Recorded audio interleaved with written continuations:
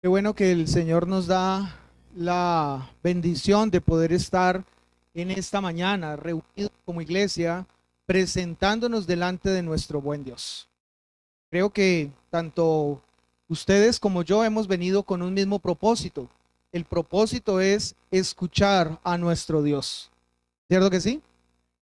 Hemos venido con el anhelo de que sea nuestro Dios hablando a nuestra vida por medio de la manera como Él lo hace. Nuestro Dios no habla hoy de una manera como fue en la antigüedad, a través quizás de una voz audible desde los cielos, o a través de profetas, como lo fue en el Antiguo Testamento. Nuestro Dios hoy habla por medio de su palabra. Y todo lo que Él ya tiene para decirnos, ya entonces eso se encuentra en su palabra. Y damos gracias al Señor entonces por esto. Y por esa razón es que hoy nos hemos presentado delante del Señor en ayuno. La palabra nos enseña que la iglesia debe ayunar, no como un programa, como parte de un proyecto de iglesia, sino como una necesidad que la iglesia tiene para ser guiada y dirigida por el Señor. Cuando nosotros vamos a un texto como Mateo 16, que es muy conocido por muchos, encontramos que en ese texto el Señor Jesús dijo, yo edificaré mi iglesia. Y cuando él dijo esto, no estaba mencionando que él daría una idea general para que entonces quienes ya quisieran tomaran de esa idea general y de allí comenzaran a mirar cómo desarrollar la iglesia. No, claramente él dijo, yo edificaré mi iglesia. Y ha sido por medio de su palabra que él ha establecido la forma de cómo edificar su iglesia. Así que nos hemos presentado delante de nuestro Dios en esta mañana en ayuno para rogar que Él sea dirigiéndonos y para que Él sea guiándonos en el edificar su iglesia. Porque la iglesia, como todos lo sabemos, no es nuestra. La iglesia no nos pertenece a ninguno de nosotros. La iglesia ha sido tomada a precio de sangre por nuestro Señor Jesús. Le pertenece a Él y por esa razón Él es entonces quien determina hacia dónde debe avanzar. Sin embargo, hay muchos que se han tomado, y colocaría este término, el atrevimiento de determinar cómo llevar hacia adelante la iglesia. Por eso es que hoy en muchos lugares nosotros encontramos iglesias desarrollando estrategias que pueden sonar muy certeras a la hora de el quehacer de iglesia. Por eso nosotros vemos entonces iglesias desarrollando como programas alrededor de el crecimiento, el trabajo con grupos, con células y diferentes formas que en algún momento parecieran ser muy innovadoras y muy buenas para un tiempo contemporáneo como el que nosotros nos encontramos. La pregunta es, ¿y es así como el Señor ha determinado que la iglesia avance, que la iglesia se desarrolle? Nosotros no podemos confiar en nuestra propia sabiduría para determinar cómo llevar adelante la iglesia. Aunque hubiese muchas maneras de hacerlo, creo que no nos corresponde a nosotros saber la forma, sino más bien estar dispuestos a obedecer lo que el Señor ya ha establecido en su palabra. Hace un par de años atrás, escuché algo acerca de una empresa que hoy es a nivel mundial muy reconocida, Coca-Cola. Esa empresa que inició cuando un hombre buscando un jarabe terminó dando entonces el encontrarse con una bebida que terminó siendo muy adictiva para muchos, la Coca-Cola. Pero recuerdo que en medio de eso alguien mencionó lo siguiente con la historia de Coca-Cola. Resulta que quien estaba entonces tratando de encontrar esa fórmula para un buen jarabe, después de tener una bebida que gustó y llamó la atención, una persona se le acerca a ella y le dice, yo sé lo que usted debe hacer para masificar esa bebida, ese jarabe. Para ese momento él lo vendía o lo daba a conocer a través de vasos. Y él le dijo algo muy sencillo que de ahí en adelante fue lo que hizo que esta empresa se desbordara. Lo que él le dijo fue, enváselo. Ese jarabe colóquelo en un envase. Y de esa manera usted va a hacer que esta bebida pueda llegar a muchos lugares. Justamente lo que él hizo fue envasarlo y ¡pum! Comenzó entonces a darse a conocer esta bebida que hoy en todas partes del mundo es consumida. Ahora, ¿podríamos nosotros plantear que algo como eso podría hacerse con la iglesia? Corresponde entrar a pensar y confiar en la sabiduría humana para determinar lo que la iglesia debería hacer para avanzar. Creo que todos, de una manera clara, después de recordar que Jesús dijo, yo edificaré mi iglesia, la respuesta sería no. No nos corresponde a nosotros pensar cómo el establecer el desarrollo de la iglesia, sino ir a la palabra, ir a la escritura y ver lo que la escritura menciona, lo que Dios ya ha determinado para el avance de su propia iglesia. Así que quiero que empecemos haciéndonos esta pregunta. La pregunta es, ¿cómo debe ser el inicio de una nueva iglesia? ¿Cómo debe ser el inicio de una nueva iglesia? Muy seguramente, si diésemos la oportunidad para responder esa pregunta, varios levantaríamos la mano y compartiríamos nuestra propia opinión. Sin embargo, nuevamente, no estamos hoy presentándonos delante de Dios para decirle, Señor, lo que creemos que debemos hacer al iniciar una nueva iglesia es esto. Y te pedimos que por favor tú bendigas lo que vamos a hacer. Esa no es la manera.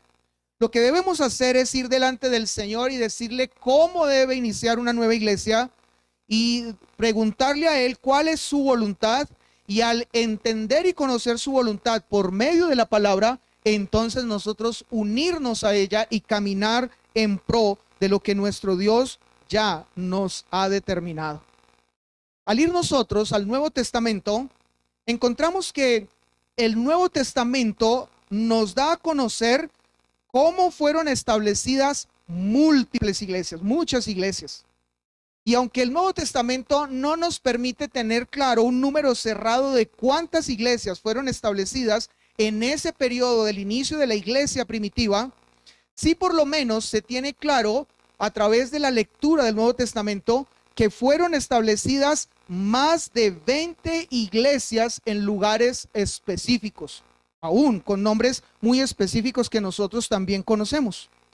Algunos de esos lugares en los que fueron establecidas estas iglesias son Jerusalén, Samaria, Cesarea, Antioquía, Iconio, Listra, Derbe, Roma, Corinto, Galacia, Colosas, Tesalónica, Éfeso, Esmirna, Pérgamo, Tiatira, Sardis, Filadelfia, Laodicea, Filipo, Berea, Atenas, Chipre y Creta, como algunos de esos lugares donde fueron establecidas estas iglesias.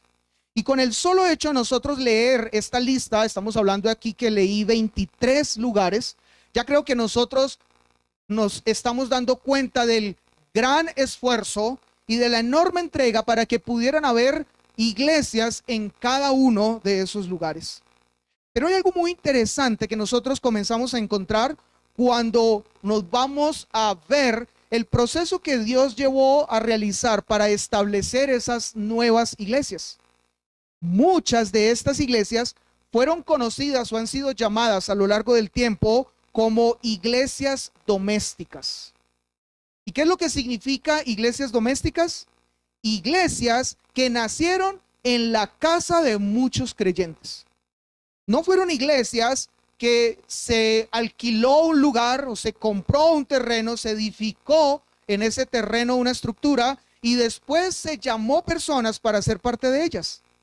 Fueron iglesias que nacieron en las casas de creyentes que adoptaron el evangelio, creyeron entonces en la obra de Cristo y en su resurrección y también en su redención, y abrieron las puertas de su casa e invitaron a vecinos, familiares, invitaron a personas conocidas para que llegaran a sus propias casas y escucharan allí nuevamente ese mensaje de salvación. Algunos de esos casos nosotros los encontramos, por ejemplo, en la casa de Priscila y de Aquila.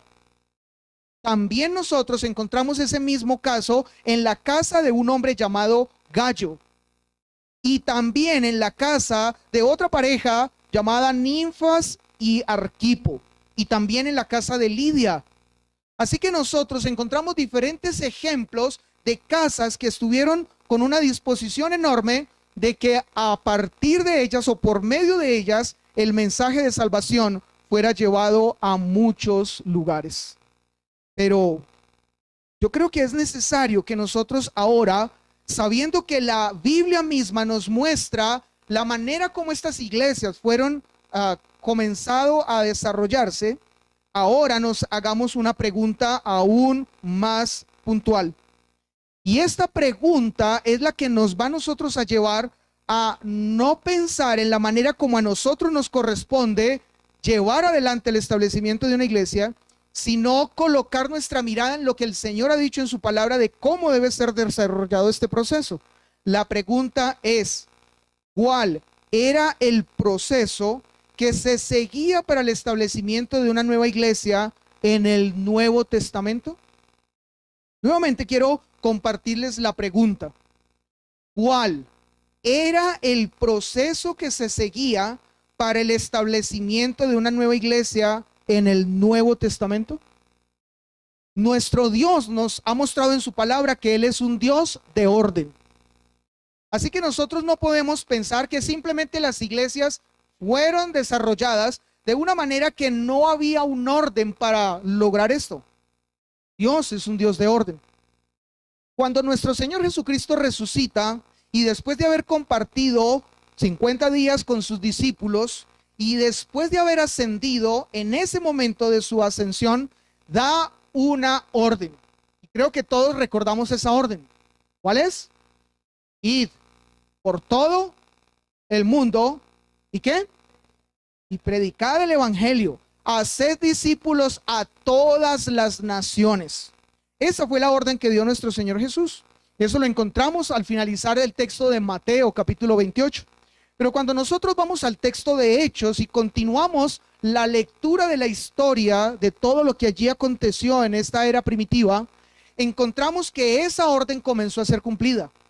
En Jerusalén comenzó a predicarse el evangelio. La primera predicación que hace el apóstol Pedro tuvo una aceptación o un reconocimiento de pecado por más de 3,000 personas. Y en una segunda predicación que el apóstol Pedro hace, según lo que nos cuenta el texto bíblico, más de 5,000 personas también van delante del Señor reconociendo su pecado y clamando por salvación. Eso nos indica que la iglesia de Jerusalén tenía alrededor de un tamaño de 10,000 personas. Pero estas personas se reunían eran en casas, no lo hacían en un lugar que los aglomerara a todos. Sin embargo, comenzaron a experimentar una fuerte oposición y por causa de esa oposición, muchos tuvieron que salir huyendo para preservar sus vidas. Algunos de esos que salieron huyendo de Jerusalén llegaron a un lugar que es el que en esta mañana estaremos revisando y colocando nuestra atención allí o a partir de allí. Ese lugar al que llegaron fue a Antioquía. Ahora, yo quiero pedirle que usted no vaya a confundirse. No estamos hablando de Antioquia. Hay que colocarle la tilde. Antioquía. ¿Sí? Y para ser todavía mucho más específicos, llegaron a un lugar que se llamaba Antioquía de Siria. Y yo quiero pedirle que usted tenga clara esa manera de puntualizarlo, para que no nos confundamos con algo que vamos a mirar a continuación. ¿A dónde llegaron esos primeros cristianos que fueron llevados a salir a la fuerza de Jerusalén por la persecución? Unos de ellos llegaron a Antioquía de Siria. Ahora, cuando en Antioquía de Siria se comienza a dar a conocer el evangelio, como en muchos lugares, unos creyeron y aceptaron, otros rechazaron y crearon oposición. Pero en Antioquía de Siria se establece una iglesia y esa iglesia comenzó a ser la iglesia que fue la iglesia en la cual, por ejemplo, hombres como Pablo y Bernabé estuvieron allí para no solamente enseñar la palabra, sino llevar al desarrollo de esa misma iglesia. Por eso quiero invitarles a que ustedes vayan a Hechos capítulo 13 y vamos a mirar cómo a partir de esta parte de este texto nos corresponde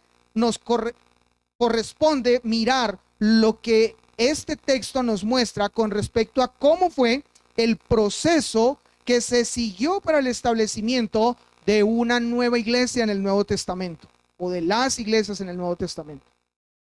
Quizás uno quisiera encontrar en la Escritura como una parte de ella donde nos contara paso a paso, punto por punto, y que de esa forma fuera para nosotros quizás más claro entender este proceso.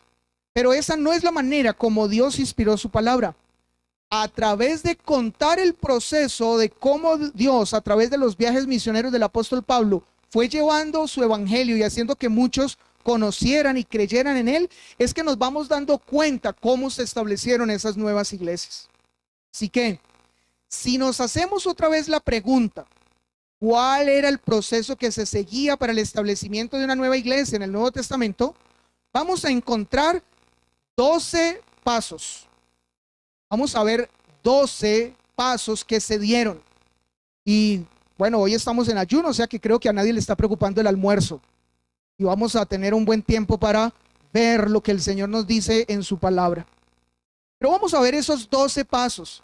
Pero quiero contarles que la manera como la Escritura nos menciona que fueron dados estos 12 pasos inicia en la iglesia que les acabo de mencionar, Antioquía de Siria. Digamos que en un sentido todo empieza allí. Aunque empezó en Jerusalén, varios de los creyentes llegan a Antioquía de Siria y allí comienza a darse el desarrollo de esta iglesia que fue una gran iglesia misionera.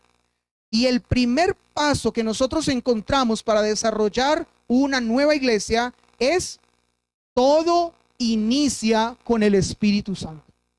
A muchos les gusta sacar pecho de lo que hacen, no solamente en su vida cotidiana, sino que aún a veces hasta nos atrevemos de sacar pecho de lo que se hace para el Señor.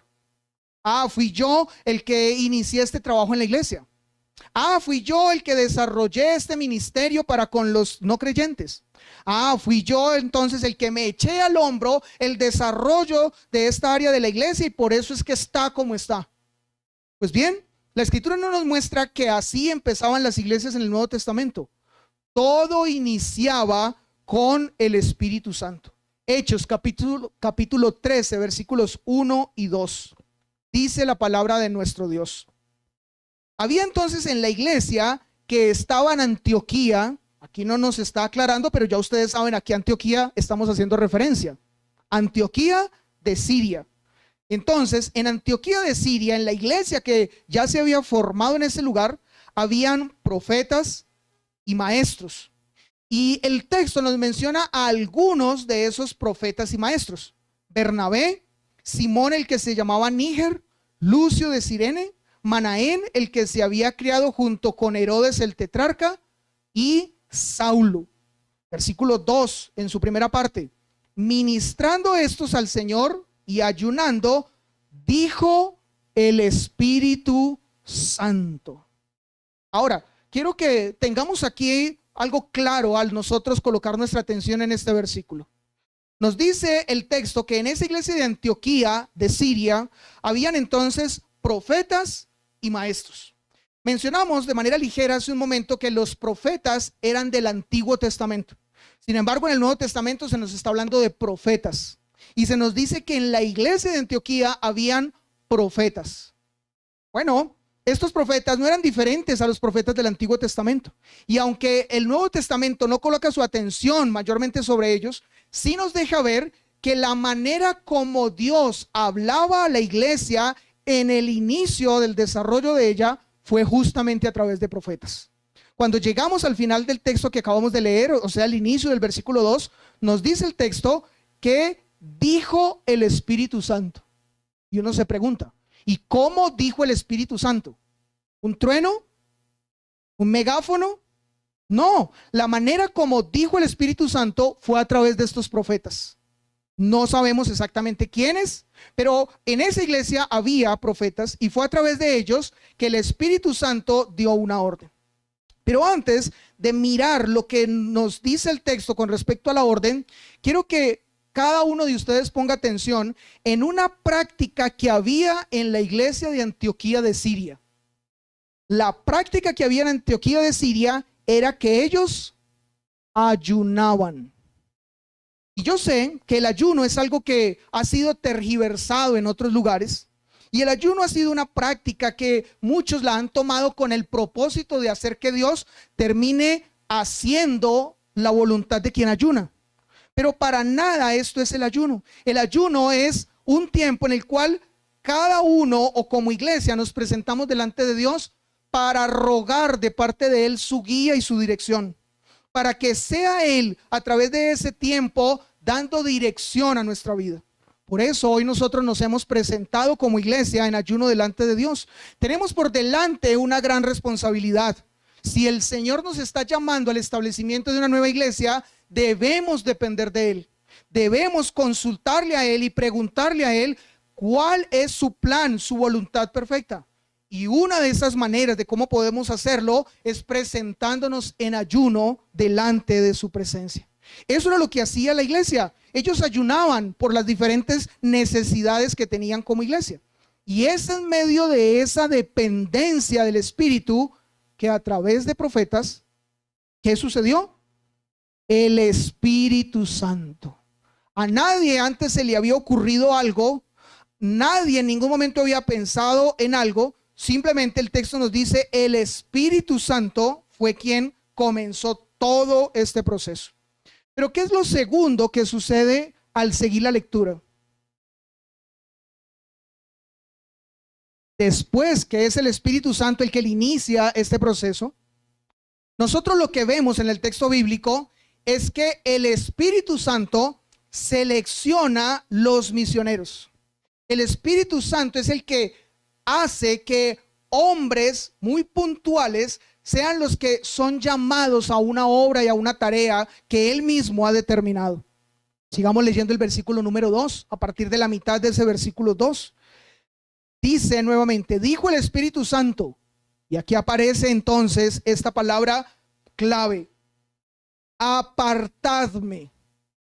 El Espíritu Santo no dijo, iglesia, miren ustedes, consideren lo que está pasando, las necesidades que hay. En otros lugares hay también la necesidad de que hayan hombres fieles que prediquen el evangelio. Eso no fue lo que nos comparte este texto. Dice, apartadme a Bernabé y a Saulo. Muy específicamente el Espíritu Santo habla de dos hombres, Bernabé y Saulo, para la obra que los he llamado. Así que, ¿quién es el artífice de este plan? ¿Quién es el que se lo ideó y quién es el que comenzó a dar a conocer lo que él ya tenía determinado? El Espíritu Santo. Por eso en su plan habían dos hombres, Bernabé y Saulo. Hombres que se encontraban en esta iglesia de Antioquía de Siria, dando al servicio de la iglesia sus propios dones y sus propias capacidades. Un hombre, por ejemplo, como Saulo, que no solamente había sido llamado a la salvación por el mismo Cristo, sino que desde niño había sido educado en el conocimiento de la ley y de la palabra de Dios, es decir, en el Antiguo Testamento. Pero fue entonces a esos dos hombres que el Espíritu Santo dice, los necesito. Y son ellos los que yo he apartado para una tarea. Así que lo segundo es, el Espíritu Santo es quien selecciona los misioneros. Pero ¿qué es lo tercero que está allí a continuación? Después de que está claro por el Espíritu Santo quiénes son los hombres que Él ha llamado, lo tercero es la iglesia busca la guía del Señor. En respuesta a que la iglesia se da cuenta que el Espíritu Santo ha apartado a dos hombres para una tarea, surge la pregunta de la iglesia y es esta: ¿y para qué los has apartado? ¿Para qué los has llamado? ¿Cuál es el plan o propósito que tú tienes de ellos? Versículo 13 en su primera parte. Lo que está allí en este texto es que dice la palabra de Dios entonces habiendo ayunado y orado. Antes ellos ayunaban, como hace un momento lo mencioné, porque ellos entendían la necesidad como iglesia para poder desarrollar el trabajo que debían hacer. Pero ahora ellos han entendido que el Espíritu Santo tiene un plan y un propósito con dos hombres específicos de la iglesia. Y ellos entendieron que no debían dar un siguiente paso antes de volver a presentarse delante del Señor, pero ahora con un tema o un propósito muy definido. Ya ellos sabían que había algo en el Espíritu Santo, que el Espíritu Santo tenía un plan para ellos, pero ellos dijeron: necesitamos volver otra vez delante del Señor en ayuno y aún en oración. Y yo quiero apartar un momento aquí para hacer una pausa y hablar de algo entre paréntesis. Muchos de nosotros nos cuestionamos mucho con el cómo yo conocer la voluntad de Dios, cómo yo saber cuál es la voluntad de Dios. Pues bien, no podré yo conocer o saber cuál es la voluntad de Dios a menos que esté dispuesto a ir delante de su presencia y a estar rogando delante de Él que sea Él guiando y dirigiendo mi vida. Conocer la voluntad de Dios no es simplemente imaginarme lo que yo creo que Dios quiere hacer. O conocer la voluntad de Dios no es pedirle a Dios que haga lo que yo quiero que Él haga. Conocer la voluntad de Dios es ir delante de Él para que sea Él diciéndome cuál es su propia voluntad. Así que entonces, cerrando nuevamente paréntesis, y si en algún momento usted se encuentra en esa necesidad de saber cuál es la voluntad de Dios para su vida, haga lo que hicieron estos primeros cristianos. Vayan delante del Señor y preséntense en un ayuno y en una oración. Como lo hemos hablado, no para que el Señor haga lo que usted quiere, sino para decirle: Señor, ¿cuál es tu voluntad? ¿Qué es lo que tú quieres? Ahora, hemos hablado que el ayuno no se trata de dejar de comer. Pero si para usted es más importante comer que entonces ir delante del Señor, eso está indicando no que usted es un mal ayunador. No, lo que está indicando es que usted tiene un mal entendimiento de lo que significa realmente darle a Dios la primera prioridad. El realmente presentarse delante del Señor dejando todo a un lado y no importando nada de lo que está a su propio alrededor, incluyendo la comida, y realmente buscando su guía y su dirección. Esto fue lo que hicieron los primeros cristianos. Ellos entonces, conociendo la voluntad ahora del Señor, de que habían dos hombres con los cuales Él tenía un plan, volvieron al ayuno. Otra vez dijeron: es necesario ir delante del Señor para que Él sea mostrándonos su voluntad y dándonos a conocer lo que ya ha determinado. Y ese ayuno, como el texto lo dice, fue orando. Pero después de esto, ¿qué es lo que sucede? Los misioneros, como cuarto, los misioneros escogidos por el Espíritu Santo eran enviados. Y hace un par de semanas tuve el privilegio y la oportunidad de compartir este mensaje en Comunidad Bíblica, que ahora es Sublime Gracia, y tuve la oportunidad de compartir allí y les pedí que al leer esta parte del texto tratáramos de imaginar lo que estaba pasando en ese lugar. Recuerden, en la iglesia de Antioquía de Siria estaba Bernabé y Pablo. Al estar esos dos hombres allí, esta iglesia era enormemente bendecida. ¿Por qué? Porque eran hombres con una enorme capacidad y entendimiento de las Escrituras. Eran personas con un conocimiento profundo que al hablar y exponer la palabra de Dios, todas las personas que estaban en ese lugar eran bendecidas. Sus vidas salían animadas, fortalecidas, confrontadas por la enseñanza y predicación de estos hombres. Pero, ¿qué sucede en el versículo 13? En la mitad del versículo. Y quiero pedirle que usted use su imaginación. Dice el texto: les impusieron las manos y los despidieron. ¿Qué hace falta en este texto? Que el texto no lo dice, pero que yo creo que podemos decirlo claramente: eso sucedió. ¿Qué le hace falta?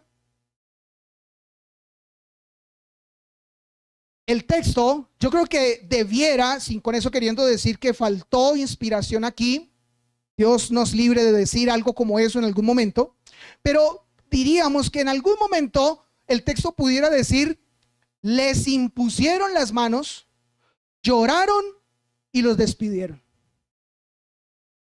Esta iglesia era enormemente bendecida por esos hombres. Pero ¿qué creen ustedes que pasó cuando la iglesia se entera que el plan de Dios, el plan del Espíritu Santo, es llevárselos lejos? ¿Creen ustedes que ellos hicieron fiesta? ¿Creen ustedes que ellos dijeron, por fin, casi que no? Nos libramos de estos hombres que ya estábamos cansados de escucharlos enseñar la palabra. Para nada creemos que esta fue la reacción de ellos. El solo hecho de enterarse que tenían que enviarlos, que ellos se fueran y se fueran lejos, debió haber causado una profunda tristeza en el corazón de la iglesia. Sin embargo, pesó más el obedecer, el estar dispuestos a hacer la voluntad del Señor. Ellos muy seguramente tuvieron que haberse imaginado, y ahora ya no va a estar Pablo, y ahora ya no va a estar Bernabé. ¿Quiénes nos van a enseñar la palabra con la profundidad con que ellos lo hacen?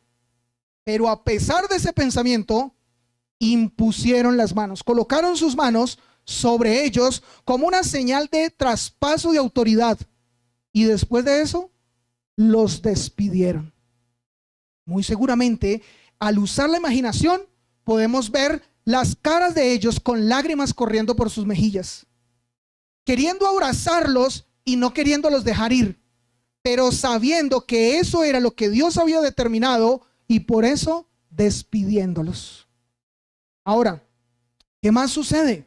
Vamos a lo quinto. El Espíritu Santo se encargaba de mostrar el lugar. Eso fue lo quinto que sucedió al revisar el texto bíblico. El Espíritu Santo mostraba cuál era el lugar a donde ellos debían ir. Y para esto, yo quiero pedirles que a los que son matemáticos, buenos matemáticos, que comiencen a hacer una suma para saber cuál fue el lugar o la distancia donde ellos tuvieron que ir para poder saber el lugar específico al que Dios les llamaba para iniciar una nueva iglesia. En el caso de Pablo y de Bernabé. Dice el versículo número 4 y vamos a leer hasta el versículo 6 iniciando. Dice, ellos entonces, enviados por el Espíritu Santo, descendieron a Seleucia. Entre Antioquía de Siria y Seleucia habían alrededor de 30 kilómetros, más o menos 30 kilómetros de distancia. Pero al usted comenzar a hacer esa suma, también yo quiero pedirle que usted se imagine algo más. ¿Iban ellos en moto? ¿En carro? ¿En avión? No. Ellos iban en... Bueno, desde muy chiquito yo escuché esta expresión. Perdón si no le causa a usted risa, pero recuerdo que cuando chiquito sí me causaba mi risa. Ellos iban en Dodge patas. Ellos iban con sus pies, caminando. Claramente tenían sandalias. Era la manera de cómo ellos caminar en medio de los caminos precisamente polvorientos. Y tenían la compañía de caballos y quizás de camellos. Pero ni moto, ni carro, ni avión. Ahora, pregunta. ¿30 kilómetros es una distancia corta para andarla? ¿O para nosotros ir en un caballo o en un camello? No. Pero tengan presente que esa Seleucia donde ellos llegan, pero ahí no termina la historia de este recorrido. Sigue diciendo el texto, y de allí navegaron a Chipre. Así que entonces de la costa de Seleucia fueron a Chipre. La distancia entre Seleucia y Chipre fueron 365 kilómetros en barco. Ahora, no estamos hablando que ellos se fueron en un resort. No estamos hablando que ellos se fueron en esos barcos que hoy, ¿cómo se les llaman? En un crucero. Ellos se fueron en la piscina del crucero, en el bar del crucero, en el lugar de atracción del crucero, esperando que esos 365 kilómetros se recorrieran. No, eso no era el tipo de barcos en el que ellos iban. Barcos que muy seguramente con una tormenta fácilmente ellos pensaban, esto se va a hundir. Sin embargo, atravesaron 365 kilómetros. ¿Cuánto van? Muy bien. Y llegados a Salamina, o sea, ellos desembarcaron en Chipre y fueron a Salamina, que está adentro de la isla de Chipre, y esa distancia era de 10 kilómetros. Anunciaban la palabra de Dios en las sinagogas de los judíos. También tenían a Juan. Este Juan es el que escribió el Evangelio de Marcos, llamado Juan Marcos. Tenían a Juan de ayudante. Y habiendo atravesado toda la isla de Pafos, ellos llegaron por una costa, fueron hasta el otro lado, y atravesar esa isla tuvo un recorrido de 175 kilómetros, más o menos. Después de eso dice el versículo 13, y habiendo zarpado del otro lado de la costa de Chipre, o sea de Pafos, Pablo y sus compañeros arribaron a Perge de Panfilia. Ahora vuelven a navegar y esta navegación recorre una distancia de 627 kilómetros. ¿Cómo van los matemáticos? Pero Juan, apartándose de ellos, ya Juan, el que escribe el Evangelio de Marcos, ya no estuvo más con ellos, dice, volvió a Jerusalén, versículo 14. Y ellos, pasando de Perge, llegaron a otro lugar, que es aquí donde quiero pedirles que ustedes tengan la diferencia. Antioquía de Pisidia. ¿Cómo se llama la primera Antioquía que hablamos? Antioquía de Siria. Pero ellos, después de hacer todo este recorrido, llegan a otra Antioquía, que es Antioquía de Pisidia. Pisidia era entonces un lugar romano donde Roma justamente había establecido su poderío militar, pero se encontraba muy estratégico allí Pisidia, porque para ir a los diferentes lugares había que pasar exclusivamente por Pisidia. Por ejemplo, para ir a Galacia. Ahora, resulta que para llegar a Antioquía de Pisidia, ellos recorrieron 193 kilómetros, de Perge a Antioquía de Pisidia.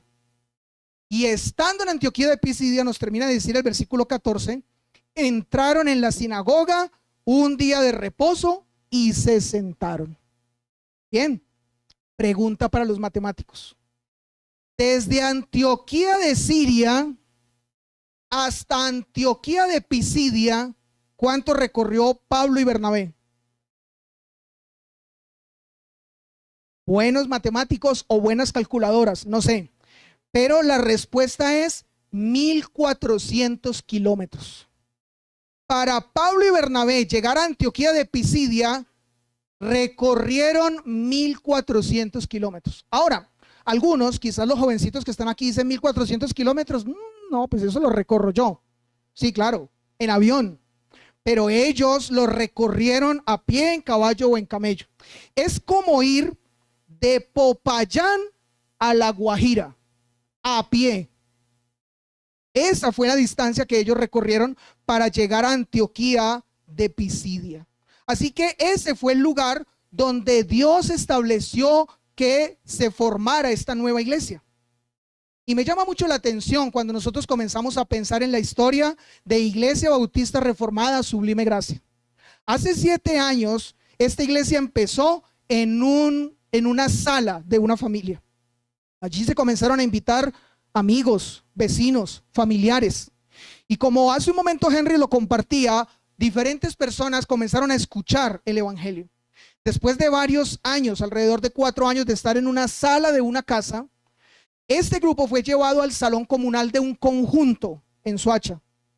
Allí, por un poco más de un año, se estuvo predicando el evangelio en ese conjunto. Pero después de ver la necesidad de que era necesario estar fuera del conjunto para una mayor facilidad de ingreso a las personas o de llegada a las personas, se trasladaron a otro lugar, a otro local de un salón comunal para que en ese lugar se siguiera predicando el evangelio. En ese salón comunal fue poco el tiempo que se estuvo, pero muchos de nosotros conocimos ese lugar porque fuimos allí a desarrollar trabajo evangelístico. Después de esto, Dios hizo que las puertas de un colegio se abrieran para que en ese colegio este lugar fuera usado para predicar el evangelio, el Colegio Alegría. Y ya hace más de un año que el Señor ha hecho que en ese lugar se predique el evangelio. ¿Cuántos años han pasado? 7 años han pasado. ¿Cuántos kilómetros recorrió Pablo y Bernabé para llegar a Antioquía de Pisidia? 1400 kilómetros. Así que hacer la voluntad del Señor no es nada fácil. El sumarse a lo que Dios está haciendo y lo que el Espíritu Santo ha determinado no es para que nosotros digamos sí, siempre y cuando yo vaya en avión y vaya en un crucero. De resto, yo no voy por allá. Pues claramente el Señor nos dice, cuando el Señor tiene planes de establecimiento de una nueva iglesia, esto lo lleva adelante y nadie lo detiene. Ahora, ¿qué es lo sexto que sucede en este proceso? Se predicaba el evangelio en ese lugar. Claro, si el Señor nos lleva a un lugar, si el Señor nos muestra es este el lugar, ¿qué es lo que hay que hacer en ese lugar? Pues la respuesta es predicar. No hemos venido a hablar de política, de si el gobierno es bueno o es malo. No hemos venido a hablar de las EPS, si nos dan la atención correcta o no. No hemos venido a hablar de los jueces, de si los jueces están cumpliendo el trabajo de legislar como debe ser. Ni mucho menos hemos venido a hablar de la selección Colombia, si ganó o perdió, que es un tema de conversación de muchos, ¿no? ¿Cómo quedó la selección Colombia estos días pasados? ¿Cómo quedó? Ganó, perdió, empató, clasificó, lo sacaron. No me digan que ustedes no saben, porque yo sé que sí saben. Pero a ese lugar no se llega para hablar de ese tipo de banalidades. Puede ser que nosotros lleguemos a un lugar y en ese lugar hablemos, y eso está bien. Pero si no hablamos del evangelio, estaremos perdiendo el tiempo. Estaremos haciendo cualquier otra cosa diferente para la que fuimos llamados a ese lugar. Si las puertas de su casa se abren y otras personas van a su casa y se sientan en sus salas para que escuchen el evangelio. Si personas preguntan, ¿ustedes qué es lo que hacen ahí? Es para que ustedes y yo digamos, aquí se predica la palabra del Señor. No nada más diferente a esto. Versículo número 15. Dice la palabra de nuestro Señor. Y después de la lectura de la ley en la sinagoga, si algunos no saben qué era la sinagoga, era un lugar donde se reunían 10 familias judías y allí tenían la práctica de leer el Antiguo Testamento. Y dice que entonces, después de leer la lectura de la ley, de hacer la lectura de la ley de los profetas, los principales de la sinagoga mandaron decirles. Yo quisiera que todos viéramos con emoción este momento. Dice el texto: varones hermanos, si tenéis alguna palabra de exhortación para el pueblo, hablad. Entonces Pablo, levantándose, hecha señal de silencio con la mano, dijo: varones israelitas y los que teméis a Dios, oíd. Y continúa allí diciendo. No vamos a leer todo el discurso de Pablo, pero es una enseñanza tanto clara como profunda del evangelio. Pero lo que yo quiero pedirle que usted allí se emocione al leer el texto es: a Pablo le dieron la oportunidad de compartir el evangelio. ¿Y qué pasó? ¿Qué dijo él? Uy, no, qué pena. Es que a mí me hace falta. Yo solamente vi una vez a Jesús. Y con una vez, pues no es suficiente. O Pablo dijo: es que este es el primer viaje en el que he salido y yo creo que no tengo la capacidad de hablar y de decir todo lo que pudiera. Déjenme, yo termino el viaje, regreso y ahí sí les hablo. ¿Eso fue lo que dijo Pablo? Veamos este texto con emoción. Le dicen a Pablo: varones hermanos, ¿tenéis alguna palabra de exhortación para el pueblo? Y él dijo: claro que sí. De una vez. Me dieron la oportunidad, no la voy a desaprovechar. ¿Alguien quiere escuchar? No interesa la reacción que haya, yo voy a hablar. ¿Eso qué nos dice a nosotros? De la misma manera debemos actuar nosotros. si alguien nos da el chance de hablar del evangelio, ¿qué debemos hacer? ¿Hablar de la selección Colombia? Hablar acerca de la obra de Cristo en la cruz del Calvario. Versículo número 32. Por favor, escuchen parte de lo que estaba en la predicación del apóstol Pablo. Nosotros también os anunciamos el evangelio de aquella promesa hecha a nuestros padres. Anunciamos el evangelio. Y si usted recuerda, y ha estado en otras enseñanzas o predicaciones de lo que significa la palabra evangelio, sabe que evangelio significa anunciamos la más grande de todas las noticias. No hay una noticia que pueda superar esta noticia.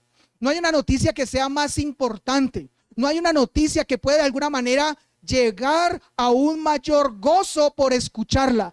Esta es la más de las más. Ahora la pregunta es, bueno, ¿y de qué trata esa noticia? Versículo 38. Dice el versículo 38. Sabed pues esto, varones hermanos, que por medio de él, o sea de Jesús, de Cristo, se os anuncia perdón de pecados, y que de todo aquello de que por la ley de Moisés no pudiste ser justificados, en él es justificado todo aquel que cree.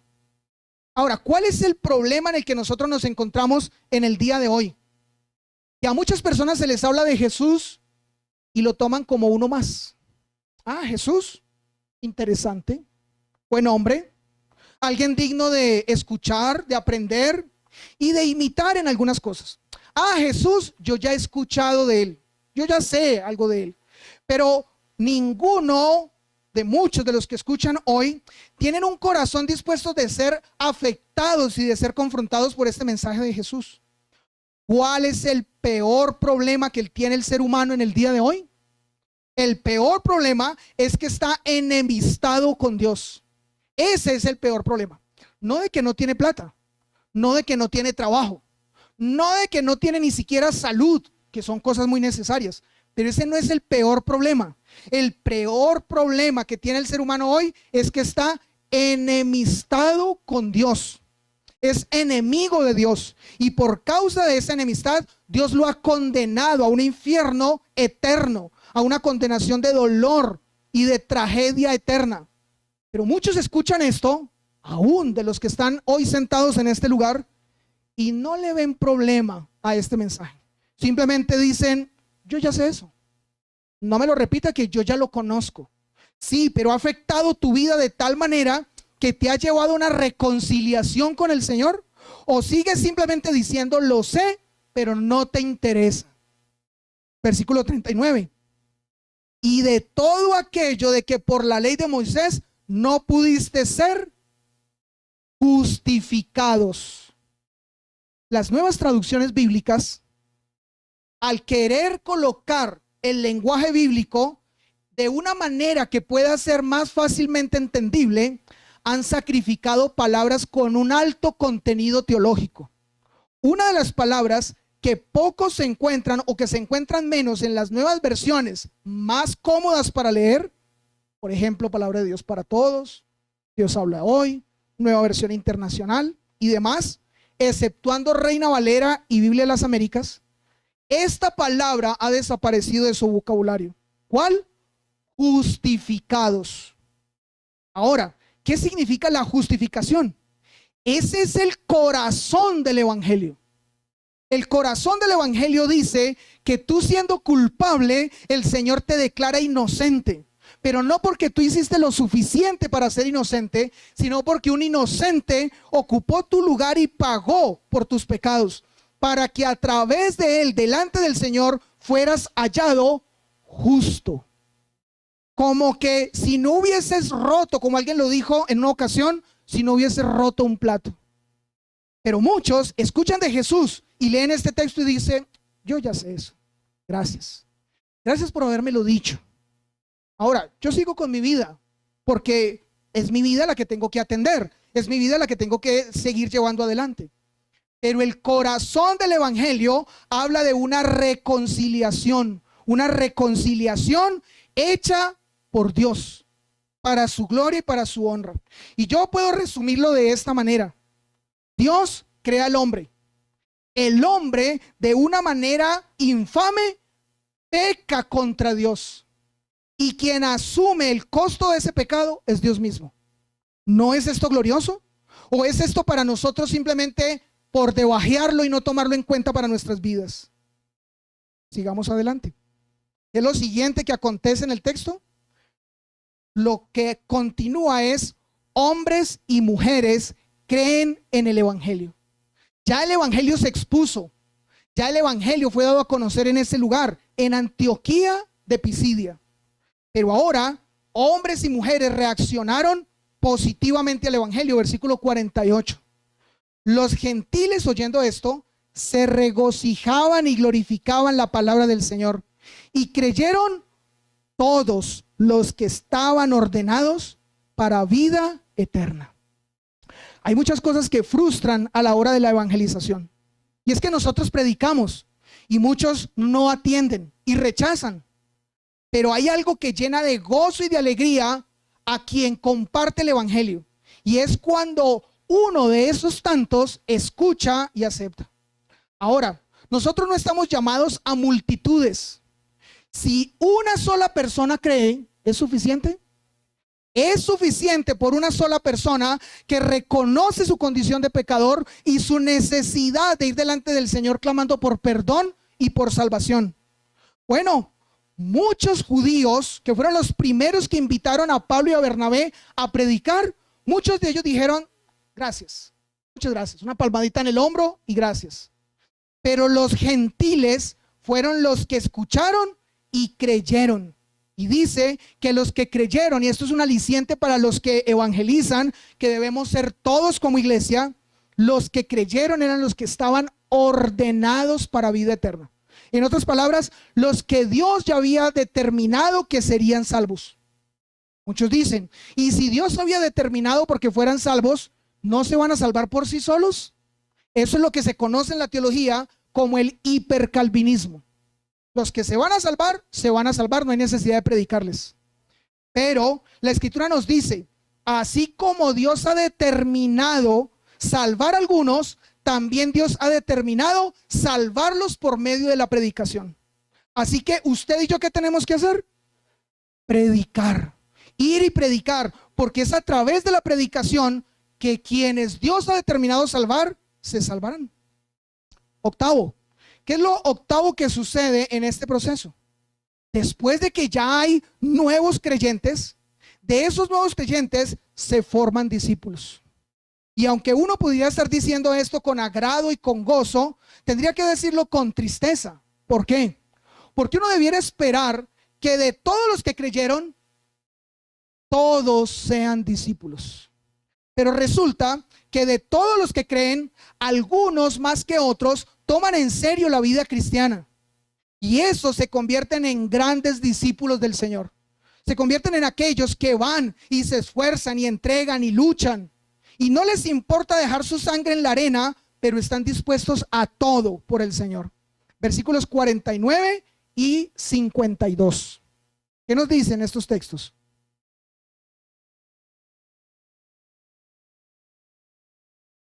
Y la palabra del Señor se difundía por toda aquella provincia. Ya no era tarea solamente de Pablo y de Bernabé. En todo ese lugar, y una provincia no era un lugar pequeño, era un lugar enorme, pero por toda esa provincia se proclamaba el evangelio. Versículo 52. Y los, ¿qué? Y los discípulos estaban llenos de gozo y del Espíritu Santo. Este es uno de los textos donde a estos hombres se les llama discípulos. La palabra discípulos no es tan común en el libro de los Hechos y es aplicada solamente para aquellos cristianos que habían dado todo por causa del evangelio, como lo hicieron los discípulos de Jesús. Ahora, dice el versículo 52, y los discípulos. Pero no pasemos tan rápido por estas palabras. ¿Cómo se hace un discípulo? ¿De qué manera nosotros podemos a una persona llamarla o considerarla discípulo? Bueno, una persona es considerada discípulo cuando, oígase bien, Por tanto, id, ¿qué?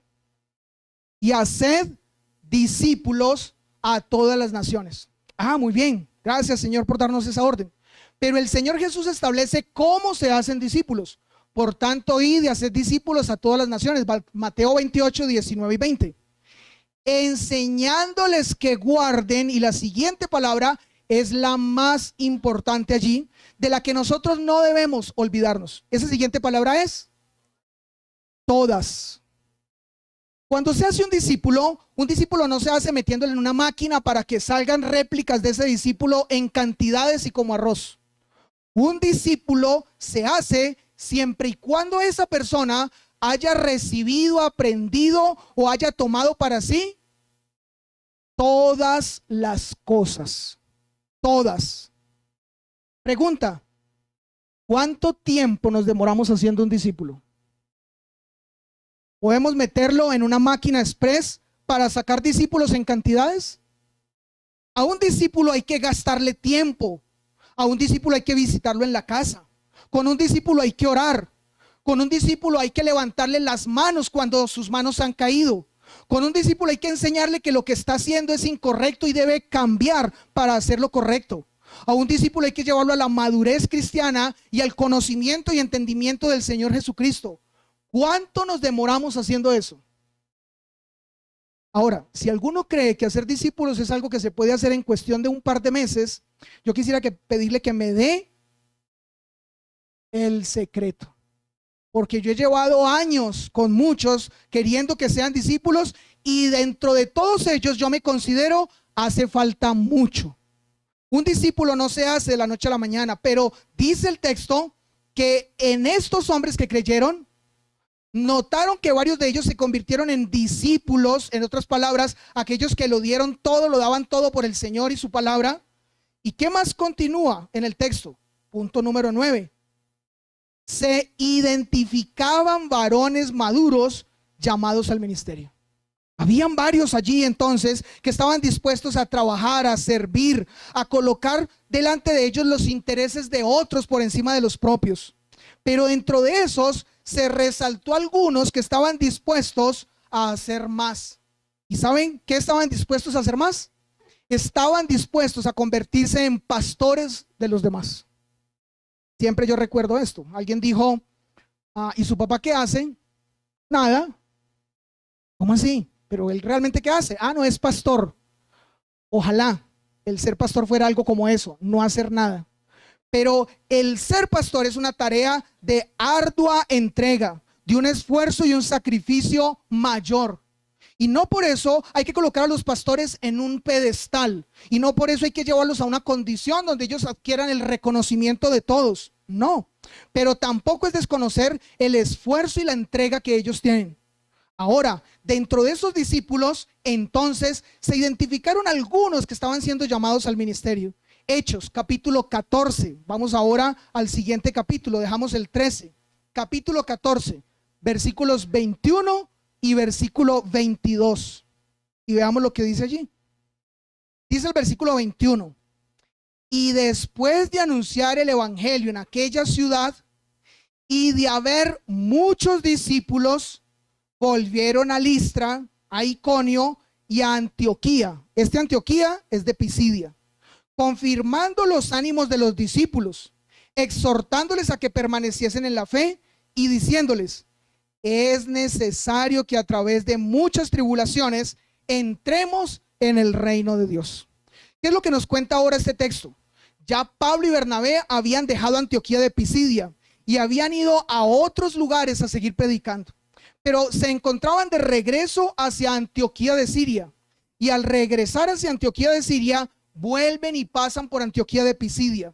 Y al estar en ese lugar, entonces a los discípulos que habían allí los exhortaban y les decían: el camino de la vida cristiana, el camino de la fe no es fácil. El camino de la fe exige lágrimas, esfuerzo, entrega, dedicación. Por eso el apóstol Pablo les dice: es necesario que a través de muchas tribulaciones entremos en el reino de Dios. Eso eran palabras que el apóstol Pablo las estaba dirigiendo a aquellos que ellos veían que tenían capacidad, pero había que mostrarles la verdad de esa tarea que ellos iban a desarrollar.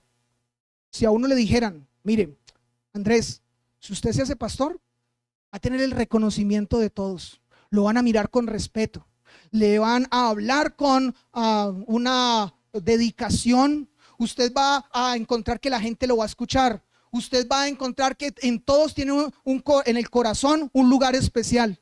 Si a mí me dicen eso, ¿qué dice Andrés frente a la propuesta de ser pastor? ¿Dónde le firmo? Pero si a mí me dicen, ser pastor es llorar, es estar solo, ser pastor es luchar.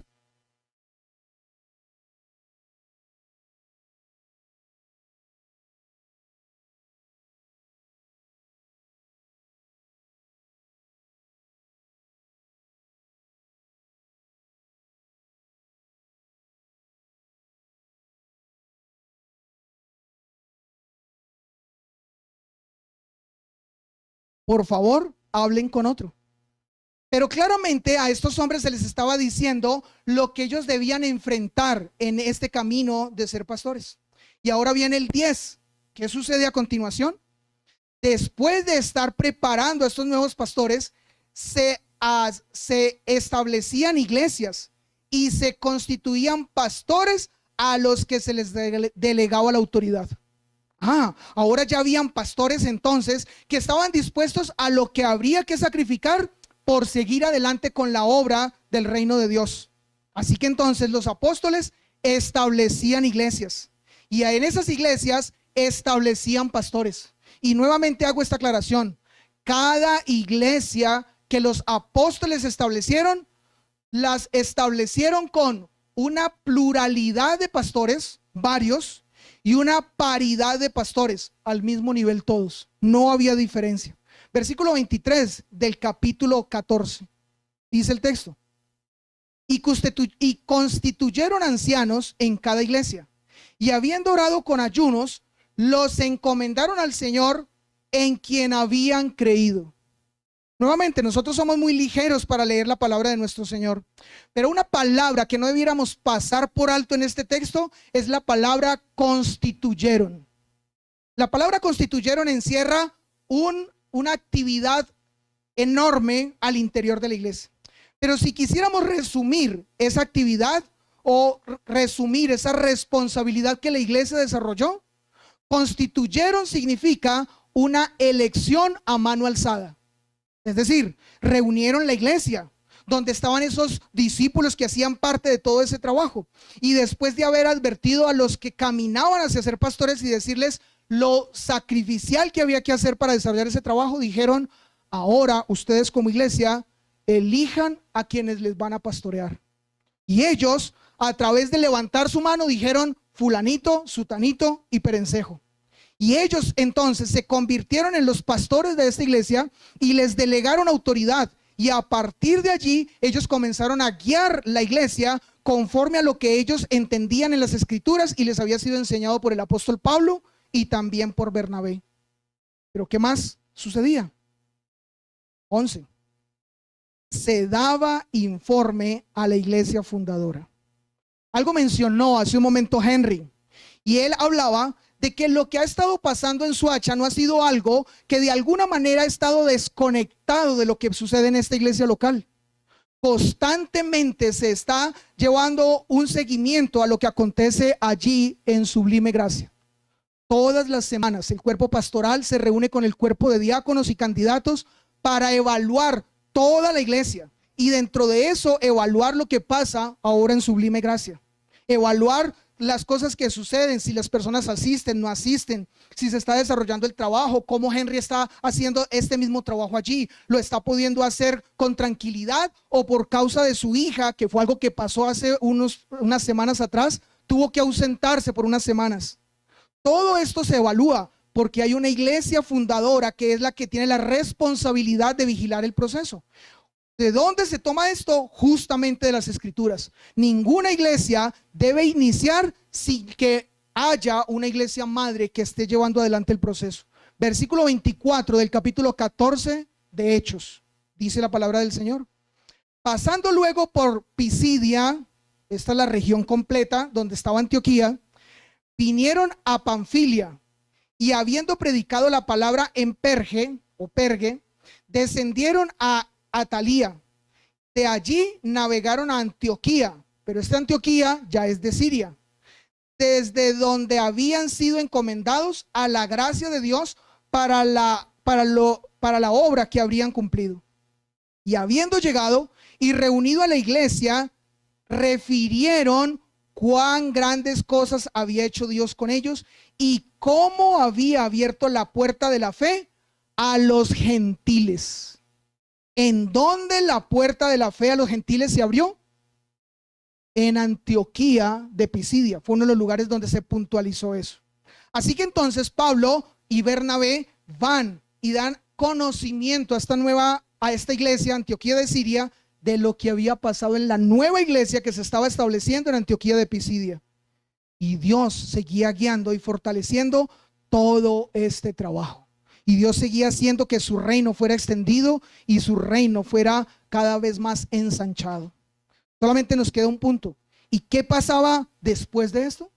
Ya después de que se establecía una iglesia y se daba informe de ella, ¿hasta ahí llegaba? Si ustedes creen que nuestra responsabilidad para el próximo año con esta iglesia que están haciendo, Sublime Gracia, es entonces haber acompañado por varios años, haber orado y presentarnos en ayuno delante del Señor, rogando su guía y su dirección, llegar al próximo año si es su voluntad de establecer una iglesia y decir chao, que les vaya muy bien, Dios los bendiga, estamos equivocados. Lo último que quiero resaltar es que la iglesia fundadora o madre, como en algún momento se le ha llamado, hacía seguimiento y supervisión por la iglesia que había iniciado. Había una supervisión, había un seguimiento. No se dejó a alta mar para que esta iglesia simplemente tratara de navegar y ojalá no se hundiera. Había entonces un seguimiento. Versículo número 35, pero ahora del capítulo 15. Vamos a mirar esta parte final del texto. Capítulo 15, versículo 35. Ya los años habían pasado. Pablo había terminado su primer viaje misionero. Ahora Pablo se había nuevamente radicado en Antioquía de Siria. Y dice el texto: y Pablo y Bernabé continuaron en Antioquía, enseñando la palabra del Señor y anunciando el evangelio con otros muchos. Después de algunos días, Pablo dijo a Bernabé: volvamos a visitar a los hermanos en todas las ciudades en que hemos anunciado la palabra del Señor para ver cómo están. O sea, otro viajecito de ¿cuánto? Más de 1400 kilómetros, porque en el segundo viaje misionero Pablo extendió mucho más su recorrido. Pero antes de extender su recorrido, pasó por las iglesias que él había predicado, donde él había enseñado, donde había expuesto el evangelio, donde habían personas que habían creído, donde habían personas que se habían vuelto discípulos, donde habían hombres que habían sido llamados al ministerio, donde se habían establecido iglesias y se les había establecido pastores en ellas, delegándoles autoridad. Ahora, miren lo que sucede en el capítulo 16, versículos 4 al 6. No hay un registro exacto que nos diga que Pablo regresó a Antioquía de Pisidia. Pero escuchen lo que dice el versículo número 4 del capítulo 16. Y al pasar por las ciudades donde habían dicho que ellos iban a volver, les entregaban las ordenanzas que habían acordado los apóstoles y los ancianos que estaban en Jerusalén para que las guardasen.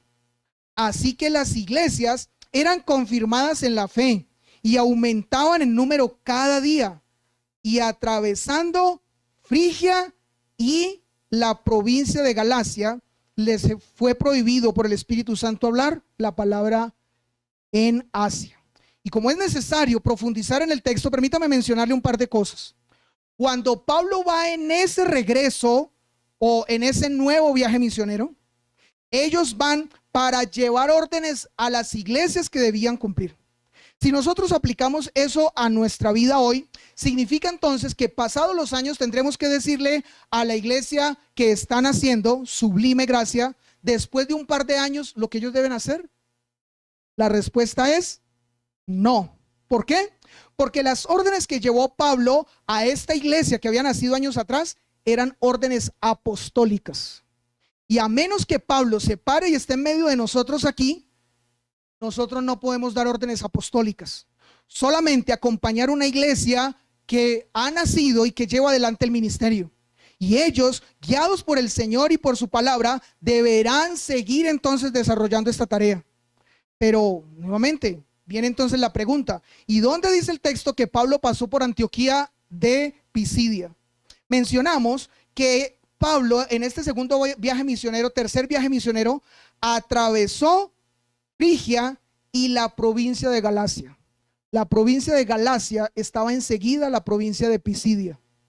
Aunque no hay un registro exacto que nos diga que Pablo fue a ese lugar de Antioquía de Pisidia, lo más seguro es que Pablo estuvo allí predicando otra vez, animando otra vez y dando las órdenes que habían sido dadas por los apóstoles, pero especialmente viendo cómo esa iglesia florecía, porque nos dice el texto que cada día el número de los que creían era mayor.